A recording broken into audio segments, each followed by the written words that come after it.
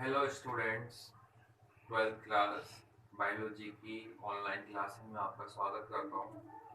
पिछले टर्न पर या पिछले वीडियो पर हमारा चैप्टर नंबर 21 हो गया था, 21वां चैप्टर हो गया था। आज पढ़ेंगे हम छठी यूनिट का यूनिट यूनिट 6 का चैप्टर नंबर 22 मानव पाचन मानव पाचन तंत्र।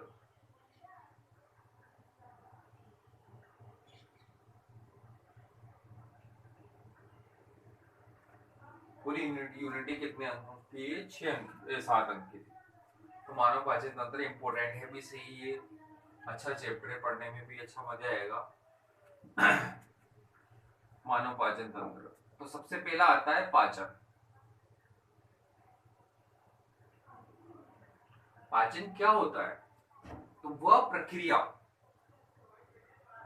प्रक्रिया जिसके द्वारा क्या होता है,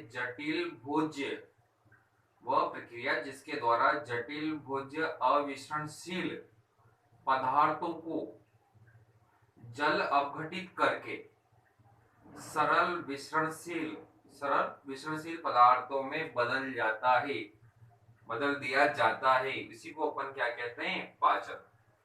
तो वह प्रक्रिया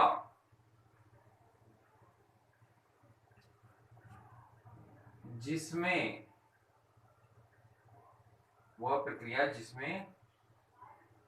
जटिल जटिल भोज्य अविसरणशील अविसरण जानते हो ना, बता जाना।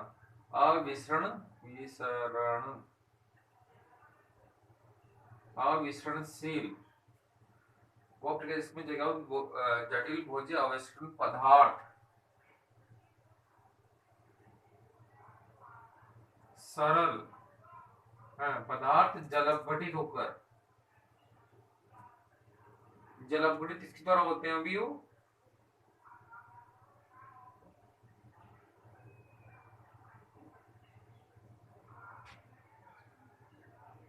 अपघटित यार अपघटित होकर जल अपघटित होकर सरल विसरणशील पदार्थ में बदल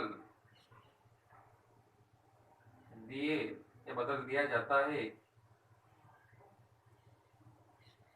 पाचन कहलाती है। तो वह प्रक्रिया जिसमें क्या होते हैं, जटिल भोज्य अविसरणशील जो पदार्थ होते हैं वह जल अपघटित किसके द्वारा? एंजाइमों के द्वारा जल अपघटन होगा और सरल विसरणशील पदार्थों में बदल जाते हैं। इसी क्रिया को अपन क्या कहते हैं? पाचन कहते हैं। अब आता है दूसरा हमारा टॉपिक है, दूसरी परिभाषा आती है तो पाचन है। अब आता है पाचन तंत्र। तो पाचन तंत्र देखा जाए तो प्रक्रिया है पाचन, उसी से रिलेटेड क्या है भी? पाचन तंत्र। तो वह तंत्र जो क्या करता है भी?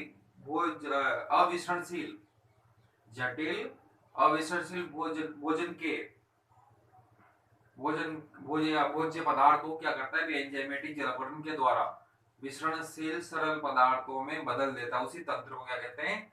पाचन तंत्र।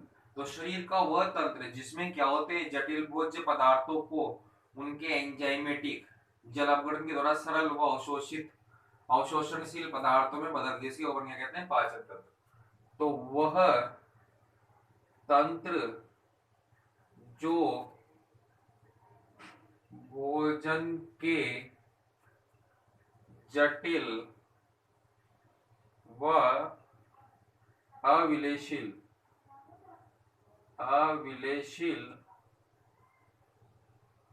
पदार्थ का एंजाइमेटिक जल अपघटन करके, अविलेशील अवशोषितशील भी कह सकते हैं, अपघटन करके सरल व अवशोषित पदार्थ में बदलता है। पाचन तंत्र कहलाता है। परिभाषा अपने अकॉर्डिंग देखें तो वह तंत्र जो भोजन के जटिल व अविलेशील पदार्थों का एंजाइमेटिक जलवरण करके सरल व अवशोषित पदार्थों में बदलता है, उसको अपन क्या कहते हैं? पाचन तंत्र। अब देखा जाए तो जो पाचन तंत्र है, पाचन तंत्र किस किस से मिलकर है? पाचन तंत्र क्या दो भागों से मिलकर बना होता है, दो अंगों से मिलकर के बना होता है।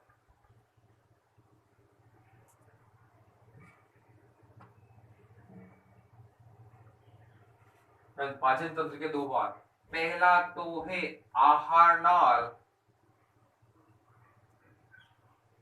एलिमेंट्री कैनाल, और दूसरा है सहायक पाचक, डाइजेस्टिव ग्लैंड, सहायक पाचक ग्रंथियां।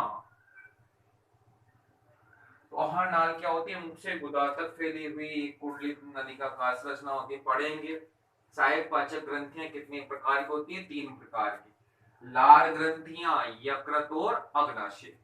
ये दोनों ही प्रकार की, दोनों ही संरचनाएं मिलकर के पाचन तंत्र का निर्माण करती है। तो मनुष्य में पाचन तंत्र है, उसमें हम देखेंगे आहार नाल। पहला क्या है में? आहार नाल। पहला पार्ट कौन सा? एलिमेंट्री कैनाल या आहार नाल। आहार नाल। अब इसका चित्र बनाएंगे, चित्र आपको ग्रुप में सेंड कर दिया जाएगा। आप पहले छोटी क्लास में फोटो फाइल ग्रुप में कोई दिक्कत है नहीं, टाइम वेस्ट नहीं है। आहार नाल मुख से वगैरह देखा था, थोड़ा रफ बना देता हूँ। यहाँ मुख से चालू होता है, यहाँ से भी ग्रसनी आ जाती है, लाल ग्रंथियां वगैरह है। फिर एक ग्रास नाल है, ग्रास नाल के बाद अमाशय आ जाता है, अमाशय के बाद ग्रहणी, ग्रहणी के बाद क्या आ जाता है? अग्रशुद्रांत। फिर यहाँ से शुद्रांत होती है, फिर छोटी आंत आ जाती है। इस तरह से छोटा आने के बाद यहाँ से कम, ये पूरा बड़ी आंत वाला भाग है। यहाँ मलाशय आ जाता है, और मलाशय के बाद यहाँ पर गुदा। इस तरह से भाग होता है। डायग्राम देख लेना, बनाना कोशिश करना, सीखना। वैसे बना रखा आपने, ये संरचनाएं हैं, बनाना ग्रुप में सेंड कर दूंगा, डायग्राम को देखना। तो आहार नाल, तो आहार नाल क्या है देखो, तो यह क्या होती है देखो, आहार नाल क्या है? यह लंबी कुंडलित पेशीय नली है, ठीक है। तो क्या होती है? यह लंबी कुंडलित कुंडलित पेशीय नली है। यह लंबी कुंडलित पेशीय नली है। या क्या होती है? लंबी कुंडलित पेशीय नली को कहते हैं, क्या कहते हैं भी? आहार नाल। और ये कहां से, ये कहां से, जो क्या होती है? मुख से गुदा तक, मुख से गुदा तक पाई जाती है। कहां से? मुख से गुदा तक ये पाई जाती है, ठीक है। मुख से चालू होती है और गुदा इसका अंतिम भाग होता है, या मलद्वार। फिर देखते हैं कि इसकी लंबाई देखो, लंबाई में सब जगह वेरिएशन मिलेगा, सब जगह अलग होगा, परंतु आरबीएससी की बुक को फॉलो करके भाई आपको लिखना है। तो इसकी लंबाई जीवित अवस्था में, पहला है जीवित अवस्था में, मरने के बाद भी लंबे। तो जीवित अवस्था में इसकी लंबाई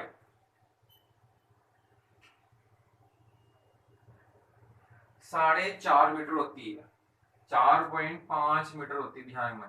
ये जीवित अवस्था में क्या है? फैलती और सिकुड़ती रहती है। अब मरने के बाद क्या होती है? फैलती नहीं। तो मृत्यु के बाद लंबाई जो मृत्यु के बाद लंबाई हो जाती है इसके 7 से 8 मीटर में निकाला था। वेरिएशन मिलेगा डाटा में, कोई दिक्कत नहीं है, आपके बुक के अकॉर्डिंग दिया गया है। ठीक है, मरने के बाद इसकी लंबाई 7 से 8 मीटर। अब आता है आहार नाल के भाग। डायग्राम आप बनाए लेंगे, मैं व्हाट्सएप के द्वारा भेज दूंगा। चित्र को बनाएंगे आप नामांकित बिल्कुल स्वच्छ और मेरे को सेंड करेंगे ग्रुप में। तो जो आहार नाल होती है उसके 9 भाग होते हैं। कितने भाग होते हैं? 9 भाग, कभी कभी 8 भाग भी बता दूंगा। पहला है मुख, दूसरा है मुख गुहा, तीसरा है ग्रसनी, चौथा है ग्रसिका या ग्रास नाल, पांचवा है आमाशय, छठा है बड़ी आंत,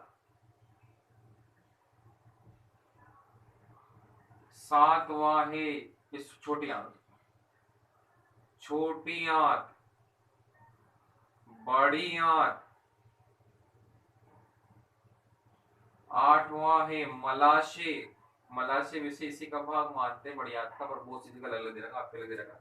मलाशय। और नवा है गुदा या मलद्वार जिसको कहते हैं। मुख, मुख गुहा, ग्रसनी, ग्रसिका, ग्रासनाल, आमाशय, छोटी आंत, बड़ी आंत, मलाशय और गुदा। ये पूरे 9 भाग हैं। किसके भाग है? 9 भाग किसके? आहार नाल के। आज हम इसमें से मुख और मुख गुहा के बारे में पढ़े। बाकी जो भाग है उनको भी आगे देखेंगे अगले क्लासों में। तो पहला भाग लेते हैं आज, मुख, माउथ।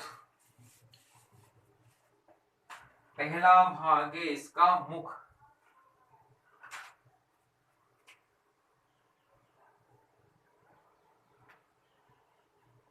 तो जो मानव में मुख क्या होता है? दरार के रूप में पाया जाता है।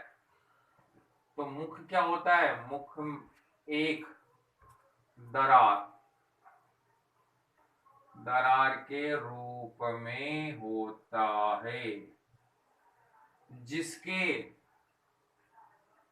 ऊपर व नीचे ओष्ठ, जिसके ऊपर व नीचे क्या पाए जाते हैं? ओष्ठ पाए जाते हैं।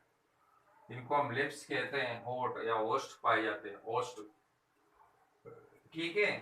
अब ऊपर वाले को तो क्या बोलते हैं? ऊपरी ओष्ठ। और नीचे वाले को क्या बोलते हैं? ऊपर वाले को ऊपरी ओष्ठ और नीचे वाले को निचला ओष्ठ कहते हैं। कोई दिक्कत नहीं है? चलो आगे बढ़ते हैं। ये मुख हो गया। अब दूसरा है मुख गुहा। तो मुख क्या होता है? ये गुहा में खुलता है। मुख आगे एक गुहा में खुलता है,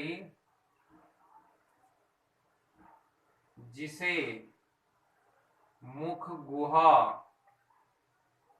कहते हैं। अब मुख गुहा के ओरल कैविटी, मुख गुहा के 3 भाग हैं। मुख गुहा में कितने भाग होते हैं? भी 3 भाग। पहला है तालु, दूसरा है जिह्वा, टंग या जीभ, जिह्वा, और तीसरा है, पहला दूसरा तीसरा है दांत, टीथ। तालु प्लेट, जीवा और दांत। पहला भाग इसका पढ़ते हैं, जैसे कर लेते हैं ए बी और सी वाला पार्ट कर लेते हैं।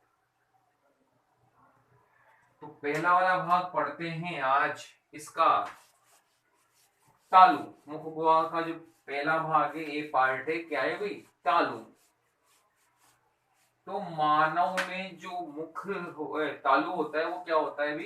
ये मुख गुहा की छत कहलाता है। छत होता है मुख गुहा, ऐसे ये देखो ऐसे होता है मुख, इसकी छत क्या कहलाता है? तालु। तालु भी दो प्रकार का होता है, ये वाला कठोर तालु आगे वाला, दूसरा वाला होता है कोमल तालु। तो देखते हैं ए वाला पार्ट है, क्या है? तालु। तो मुख गुहा,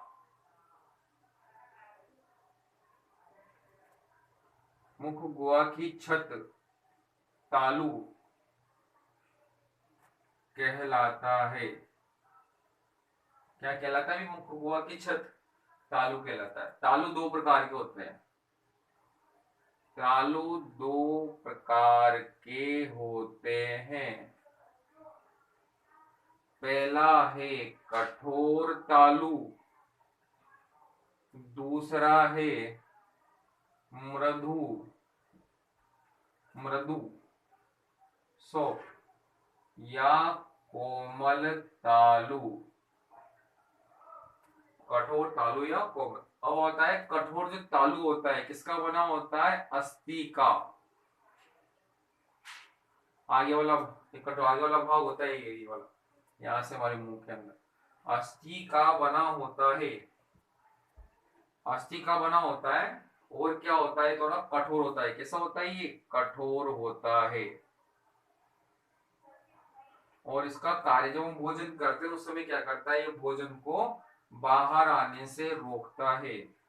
इसका कार्य, कार्य क्या होता है? भोजन को, भोजन को मुख गुहा से बाहर आने से रोकता है, फंसा लेता है। अब इसके लिए क्या होता है? इसमें एक संरचना पाई जाती है, पेलेटाइन, इसको बोलते हैं, उभार पाई जाती है जिसको बोलते हैं पेलेटाइन वालिया। देखा होगा आपने, इस तरह से लगी रहती है, उभार पाए जाते हैं। तो इसमें क्या होते हैं? उभार पाए जाते हैं, इन उभारों को बोलते हैं पेलेटाइन वालिया। पेलेटाइन वालिया। मांसाहारी में सर्वाधिक विकसित होती है, फंसा लेता है, भोजन भूख से बाहर नहीं आ पाता है। फिर आता है कोमल तालु या मृदु तालु। ये किसका बना होता है? संयोजी उत्तक का।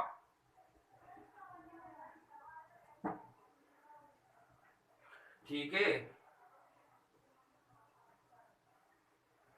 ठीक है, संयोजी उत्तक का बना होता है। और ये कैसा होता है? कोमल होता है। कैसा होता है भी? ये कोमल होता है।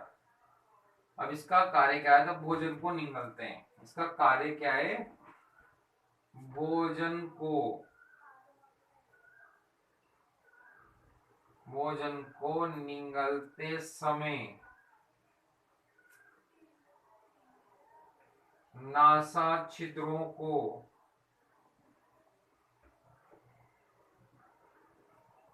बंद कर देता है। इस समय भोजन करते निगलते उस समय नासा छिद्रों के ऊपर की ओर उसको बंद कर देता है। अब क्या होता है? गले में देखा होगा संयोजी उत्तक की बनी हुई, संयोजी उत्तक की बनी हुई, संयोजी उत्तक की बनी हुई क्या होती है? इसमें वल्वा लटका रहता है। क्या उसको क्या बोलते हैं? संरचना लटकी, जिसको बोलते हैं वल्वा, वल्वा। ठीक है, ये हो गए हमारे तालु, इसमें ज्यादा नहीं आएगा।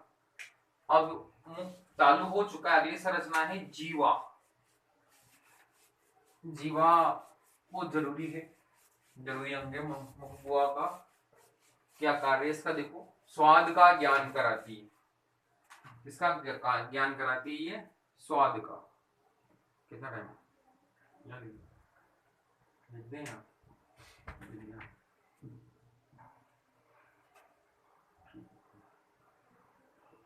किसका ज्ञान कराती है? ये स्वाद का ज्ञान कराती है। इसके अंदर क्या है देखो, जिह्वा, दूसरी क्या है, जिह्वा।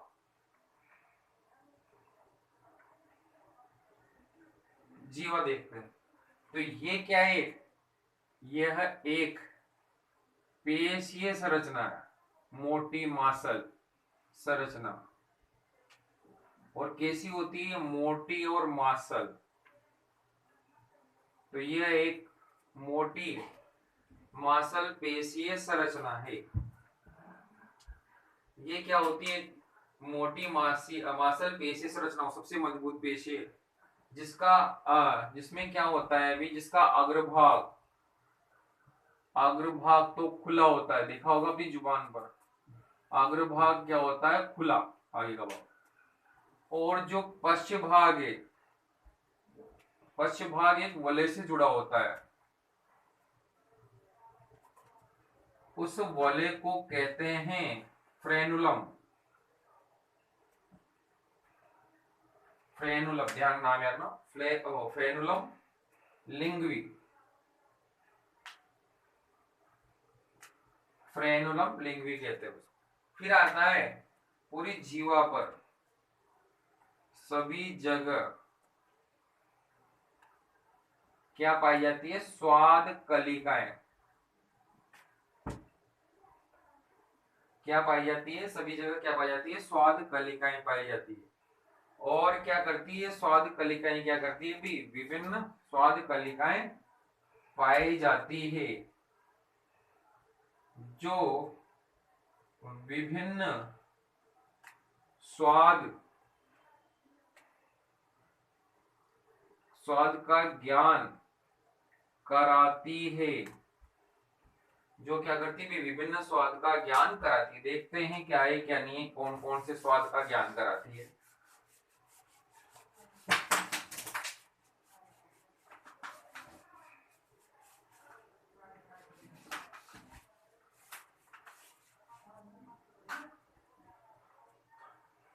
तो देखते पहले जीवा डायग्राम बना लो। जीवा इस तरह से, ये अग्रभाग है, इसका पश्च भाग है, ये अग्रभाग है,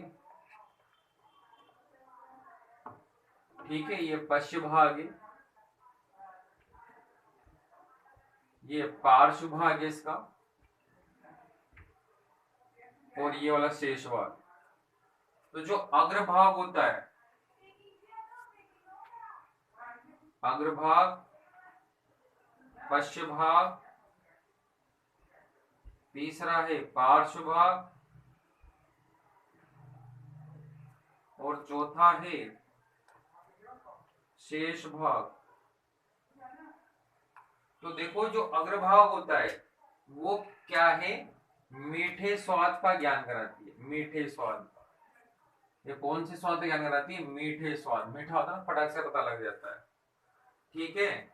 और जो पश्च भाग होता है वो कड़वे स्वाद का ज्ञान कराती है, कौन से भी, कड़वे। और जो पार्श्व भाग होता है वो खट्टा।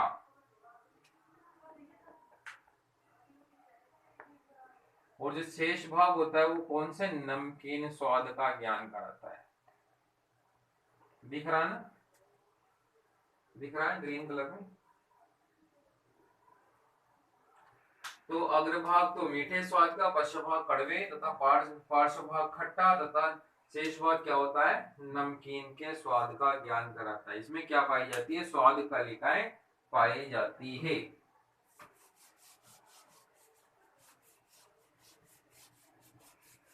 अब आता है जो जीव के कार्य होते हैं, जीव के कार्य देख लेते हैं फटाक से।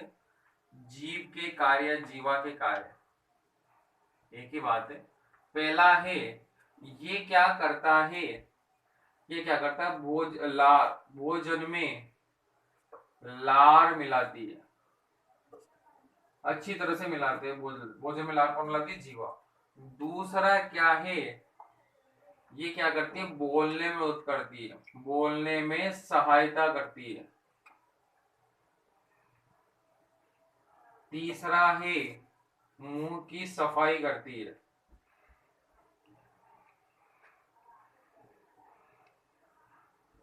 ये तीन कार्य हो गए।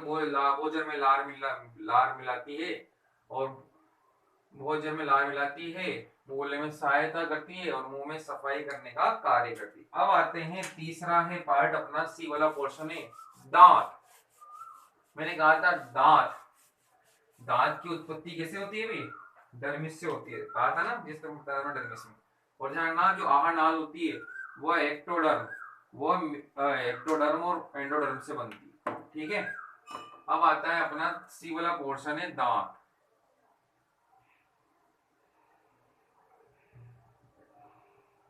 तो जो मनुष्य के जो दांत होते हैं, जो दांत होते हैं वो कैसे होते हैं, वे डर्मिस से बनते हैं। कैसे बनते हैं, डर्मिस से, पता भी दिया था।